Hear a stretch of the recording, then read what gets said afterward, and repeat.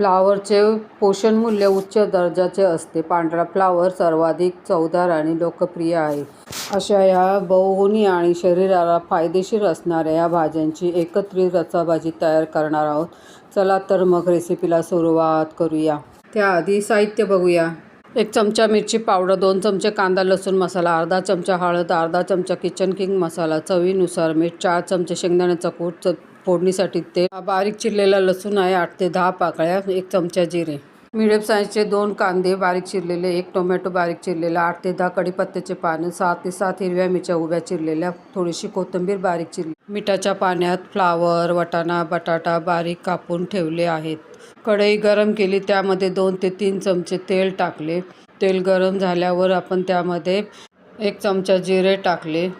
जिरे चांगले तडतडले ना का मग त्यामध्ये आपण आता बारीक चिरलेला लसूण टाकूया. लसूण चांगला झाला लाल झाला की त्यामध्ये कढीपत्ता टाकायचा आहे. कढीपत्ता चांगला परतला की मग त्याला हलवून घ्यायचं आहे, छान परतून घ्यायचं आहे. कांदा लसूण थोडासा लाल झाला पाहिजे, लाल होईपर्यंत परतून घ्यायचं आहे.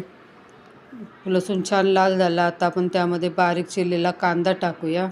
तेलात बारीक चिरलेला कांदा टाकला. आता हा कांदा आपण छान परतून घ्यायचा आहे. ही भाजी तुम्हाला अगदी साध्या सोप्या पद्धतीने दाखवलेली आहे. त्याच्यामध्ये कसलंच वाटण करायचं नाही आहे. जेव्हा भाजी बनवायचा कंटाळा येतो तेव्हाही तुम्ही भाजी करू शकता. आता त्यामध्ये बारीक चिरलेला टोमॅटो टाकूया. बारीक चिरलेला टोमॅटो कांद्यामध्ये मिक्स करून घ्यायचा आहे. टोमॅटो कांदा छान मऊसूत होईपर्यंत परतून घ्यायचा आहे. तर टोमॅटो आणि कांदा लवकर शिजावा म्हणून त्यामध्ये मी थोडंसं मीठ टाकलेलं आहे. मीठ टाकल्यानंतर परतून घ्यायचं आहे. ही भाजी अगदी साधी आणि सोपी आहे. फक्त कांदा कापायचा, टोमॅटो कापायचं, कसलंच वाटण करायचं नाही. लवकरात आणि झटपट होणारी भाजी आहे. आता हिरव्या मिरच्या टाकूया. तुम्हाला जितकं तिखट हवं आहे त्याप्रमाणे तुम्ही मिरच्या टाका.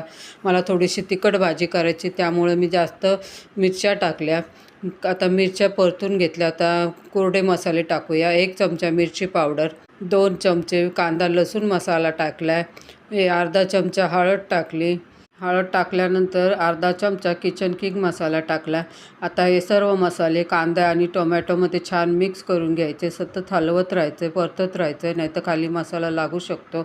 अगदी तेल सुटेपर्यंत हा मसाला परतत राहायचा आहे. आता मग तुम्ही बघू शकता मसाला छान परतून झाला. आता त्यामध्ये फ्लावर, वाटाणा, बटाटा ह्या सर्व चिरलेल्या भाज्या त्यामध्ये टाकून द्यायच्या आणि मसाल्यामध्ये या भाज्या सर्व छान मिक्स करून घ्यायच्या. सर्व भाज्यांना मसाला छान लागला पाहिजे. तुम्ही बघू शकता भाज्यांना छान मसाला एकसारखा मसाला लागला. आता त्यावर मी झाकण ठेवलं 5 मिनटासाठी वाफ देण्यासाठी. 5 मिनटानंतर मी झाकण काढलं.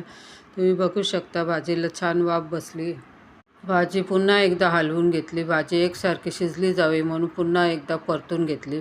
रस्सा भाजी करायची म्हणून त्यामध्ये मी अंदाजे 1 ते 1.5 ग्लास पाणी टाकले आणि पाणी टाकल्यानंतर पुन्हा एकदा मी छान मिक्स करून घेतलं. भाजीचा रस्सा कमी वाटत होता म्हणून मी आणखीन अर्धा ग्लास पाणी त्यामध्ये टाकले.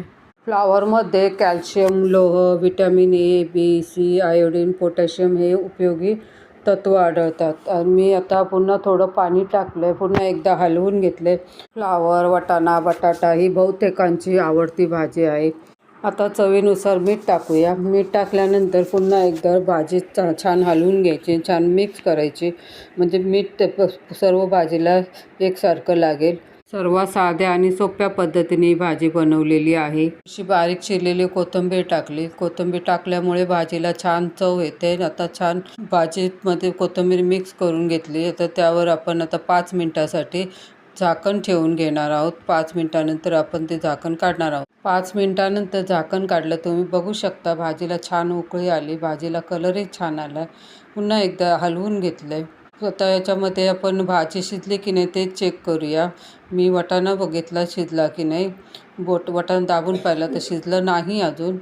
भाजी उकळल्यानंतर त्यामध्ये शेंगदाण्याचा कूट टाकला. शेंगदाण्याचं कूट टाकल्यामुळे भाजीला छान चव येते. आता कूट भाजीमध्ये छान मिक्स करून घेऊया. शेंगदाण्याच्या कुटामुळे रस्सा दाटसर तयार होतो. भाजी लवकर शिजण्यासाठी त्यावर 10 मिनटासाठी झाकण ठेवूया आणि मग भाजी आपण 10 मिनटानंतर बघूया. 10 मिनटानंतर झाकण काढून बघितले तर तुम्ही बघू शकता भाजी छान उकळली. भाजीला कलरही छान आला. आता पुन्हा एकदा हलवून घेऊया. आणि वाटाणा शिजला की भाजी शिजली की नाही ते बघूया. बटाटा शिजला आहे, वाटाणासुद्धा शिजला आहे, तसंच फ्लावरही शिजला असेल. तर भाजी आपली तयार झाली. याच पद्धतीने तुम्ही वाटाणा, बटाटा आणि फ्लावरची भाजी करू शकता. भाजी तयार झाली, त्यावर मी बारीक चिरलेली कोथिंबीर मी आता भाजी डिशमध्ये सर्व करते.